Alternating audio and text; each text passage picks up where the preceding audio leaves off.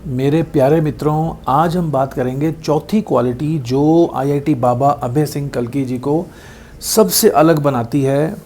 तीन क्वालिटीज़ में आपको पहले उनकी तीन खास बातें बता चुका हूँ। चौथी मेरे हिसाब से ये है, सबसे आपको अच्छी लगेगी ये क्वालिटी। वो एक आज़ाद व्यक्ति हैं, वो एक स्वतंत्र पंछी हैं, वो एक आज़ाद पंछी हैं।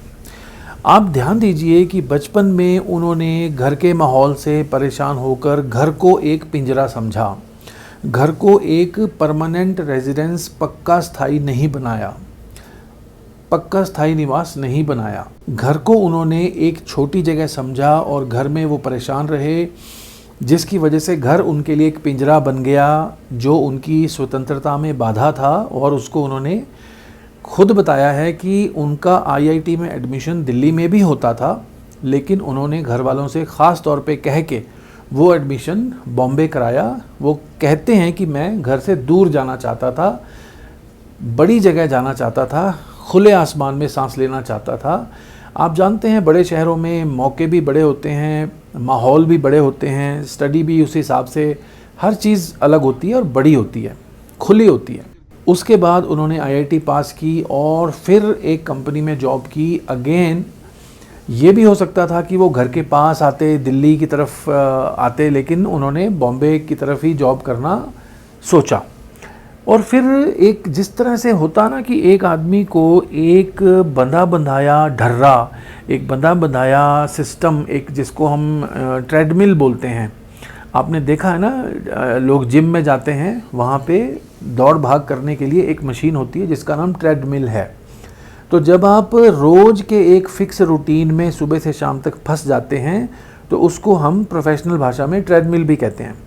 नौकरी की 9 से 5 की ट्रेडमिल में फंसने की जगह उन्होंने ये अच्छा समझा कि वो नौकरी को छोड़ दें और फिर वो अपनी बहन जी के पास चले जाते हैं कनाडा। वहाँ पे उनको लगा कि मैं यहाँ पे बड़े एवेन्यूज़ में काम कर सकता हूँ, बड़ी कंपनियाँ मिलेंगी, बड़ा मौका होगा, बड़ी तरक्की होगी। आप उनके जो पुराने वीडियोस हैं महाकुंभ से पहले के, महाकुंभ में पहुँचने के जो पहले के वीडियोस हैं, आप वो देखें तो आपको पता चलेगा। उसमें कई वीडियोस में वो कनाडा की बात बता रहे हैं, कनाडा का माहौल कैसा है, यहाँ पे सब कैसे होता है। तो अब वो काफ़ी खुले माहौल में जाकर कनाडा भी उनको लगा कि अब वही होता है कि इस तरह के जो आज़ाद नेचर के लोग होते हैं, इनको आप बंधन में नहीं बांध सकते। ये हम लोगों की तरह, आप लोगों की तरह, नॉर्मल आदमी की तरह 9 to 5 जॉब करने या बिज़नेस करने या दुकानदारी करने के लिए इस धरती पे नहीं आए होते हैं। इन्होंने कुछ ना कुछ हट के, कुछ ना कुछ अलग करना होता है। इसलिए इनको नेचर ने, कुदरत ने, प्रकृति ने इतना ज्ञान दिया है, इतना दिमाग दिया है। तो वो 9 to 5 जॉब भी इनको कनाडा वाली रास नहीं आई, क्योंकि सपने बड़े थे, बड़ा सोचना था, किसी विश्व स्तर पे, कोई चेतना के स्तर पे काम करना था, आम आदमी के हक की कोई बात करनी थी, कोई हमारे आज के धर्मों में फैले हुए बुरी बातों के ऊपर बोलना था, बेधड़क, निश्चिंत, निडर होके बोलना था। इसलिए वो जॉब नहीं कर पाए ज़्यादा देर। और फिर उन्होंने भारत में आकर ऋषिकेश हो गया, मनाली, जहाँ जहाँ भी यात्रा की, ये सारी जो घटनाएं हैं, ये पूरा जो घटनाक्रम है, ये पूरा जो रनअप है, जैसे क्रिकेट में बॉलर बॉल करता है तो वो भाग के आता है, जितना डिस्टेंस, वो जितनी दूरी भाग के आता है उसको रनअप कहते हैं। तो अभय सिंह जो आईआईटी बाबा कल्की हैं, उनका जो महाकुंभ से पहले का रनअप रहा है वो सारा का सारा फ्रीडम वाला, आज़ादी वाला रहा है, जिसमें वो हर जगह पे एक बंधे बंधाए रूटीन को तोड़ते हुए नज़र आएंगे आपको। और यहाँ तक कि वो महाकुंभ में आने से ठीक पहले, जब उन्होंने बोला कि मैंने 4 धाम भी पैदल किए, काशी भी घूमा, वृंदावन भी घूमा, मनाली घूमा, ऋषिकेश घूमा, है ना। तो ये एक, जैसे हम आम भाषा में कहते हैं कि ये आदमी तो बहुत घूमता है, इसके पाँव में चक्कर है। तो ऐसा व्यक्ति एक जगह स्थिर नहीं रह सकता, उसी वजह से वो कुछ अलग सोच पाता है। अब आप अपने आप को देखें, अपने पड़ोसियों को देखें, अपने भाइयों को, अपने ख़ानदान के लोगों को देखें, तो सब लगभग एक जगह पे फिक्स हैं, एक जगह पे प्लांटेड है, एक जगह पे टिके हुए हैं।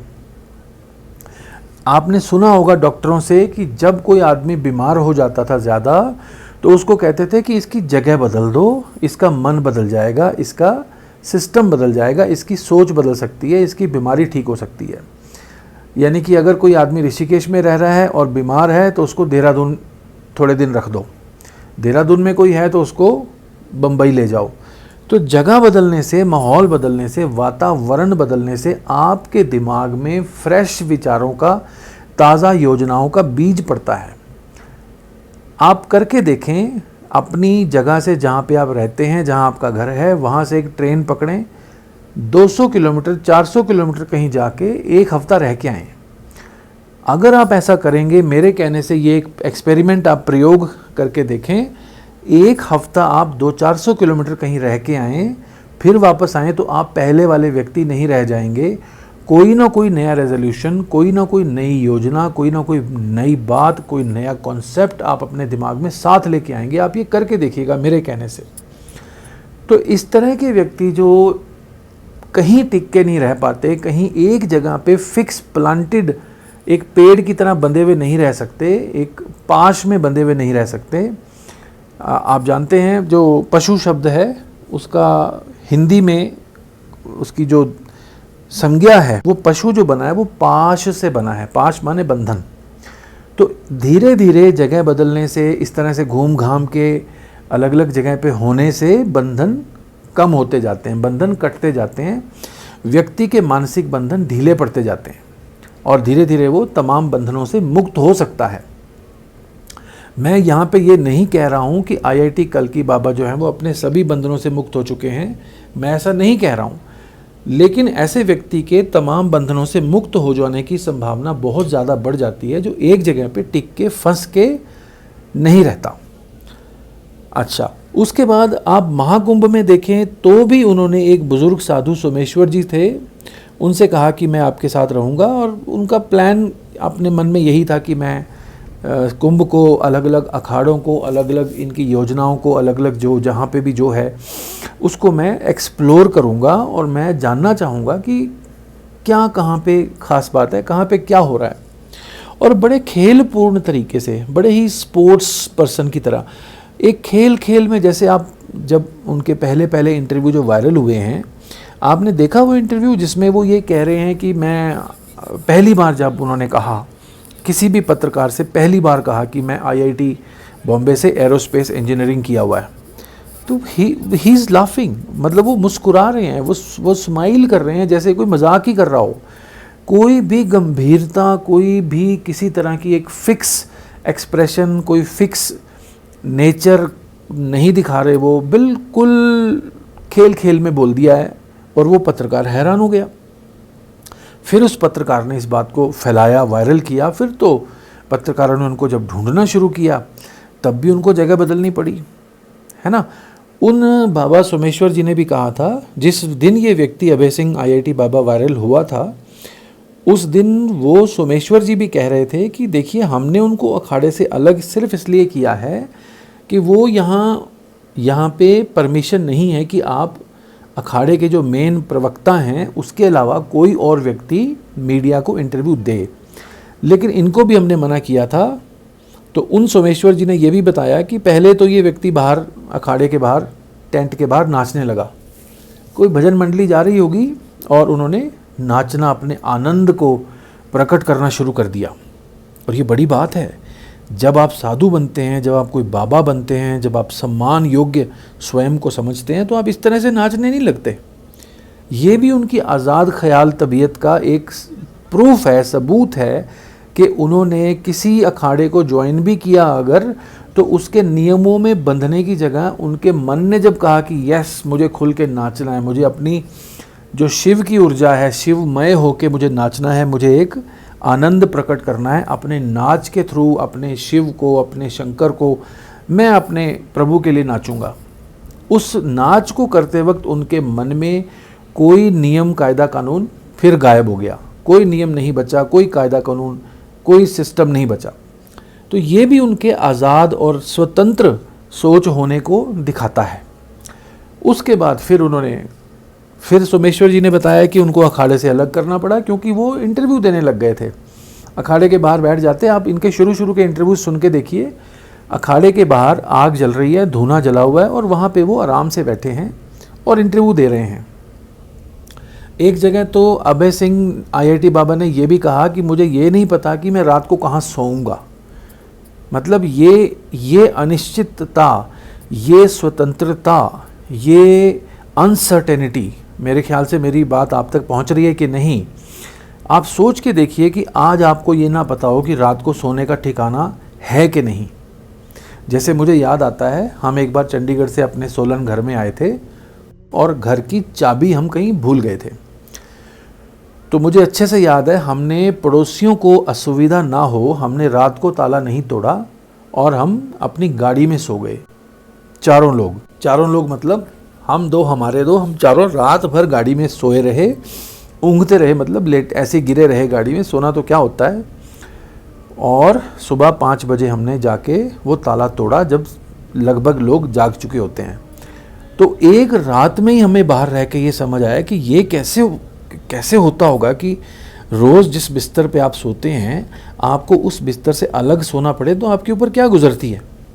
लेकिन आईआईटी बाबा अभय सिंह कितनी आसानी से वहाँ बोल रहे हैं शुरू के महाकुंभ के दिनों में कि मुझे तो ये मालूम नहीं कि मैं कहाँ सोने वाला हूँ रात को। आप कर पाएंगे ऐसा?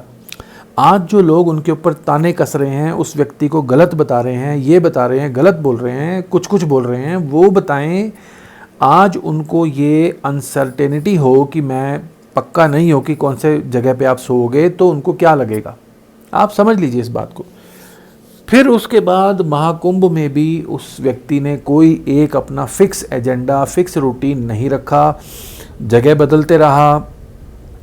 और फिर एक दिन वही हुआ जैसे कि आज़ाद लोग करते हैं, जैसे कि आध्यात्मिक उच्च चेतना के लोग ऐसा करते हैं कि वो किसी भी बंधन में नहीं रहते। आखिरकार उन्होंने महाकुंभ को, आज महाकुंभ पूरा हुआ है लेकिन उन्होंने महाकुंभ को बीच में ही छोड़ दिया, क्योंकि उनको समझ आ गया था कि यहाँ पे कोई भी अखाड़ा उनको साथ नहीं रखेगा, क्योंकि उन्होंने अखाड़े के बारे में कुछ आज़ाद ख्याल स्टेटमेंट्स दे दी थी। जिस अखाड़े में वो रुके थे, मैं उस अखाड़े का नाम भूल रहा हूँ, शायद वो जूना अखाड़ा था, उस अखाड़े के बारे में भी उन्होंने कुछ बातें सरेआम बोल दी थी, उस अखाड़े में जो समस्याएं फैली हुई हैं उसके बारे में। तो वो फिर उनको यहाँ भी उनको आज़ादी लेनी पड़ी और कुंभ को छोड़ देना पड़ा। तो ये चौथी बात है मित्रों, जो आईआईटी बाबा अभय सिंह जी को सबसे अलग मेरे हिसाब से बनाती है कि वो किसी भी नियम कानून कायदे में बंध के रहने वाला व्यक्ति नहीं है। वो कई बार हम किसी व्यक्ति के बारे में कहते हैं ना, मेरे एक दोस्त ने मेरे एक इंटरव्यू लेने वाले सीनियर से कहा था मेरे बारे में, मेरे एक दोस्त ने मेरा कहीं इंटरव्यू करवाया था, तो इंटरव्यू होने के बाद इंटरव्यू लेने वाले सीनियर ने मेरे दोस्त से मेरे बारे में पूछा कि इनको रख लें तो कैसा रहेगा।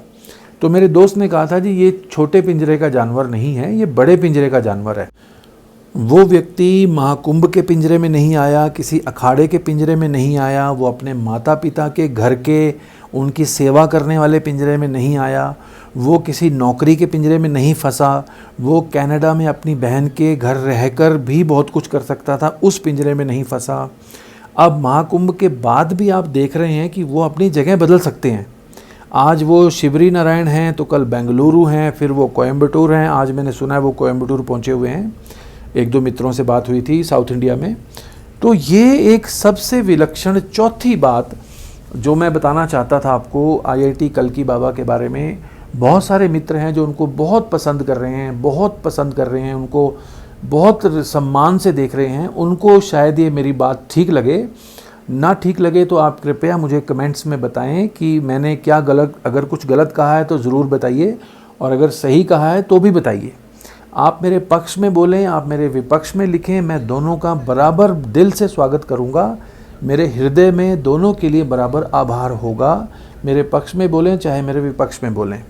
तो ये मेरे हिसाब से इस बातचीत को मैं यहाँ विराम दूंगा। मेरे हिसाब से आईआईटी बाबा जो कल्की बाबा हैं अभय सिंह, उनकी चौथी सबसे ख़ास विलक्षण क्वालिटी ये है कि वो आज़ाद पंछी हैं, आज़ाद व्यक्ति हैं, एक आज़ाद चेतना के मालिक हैं। बहुत बहुत धन्यवाद।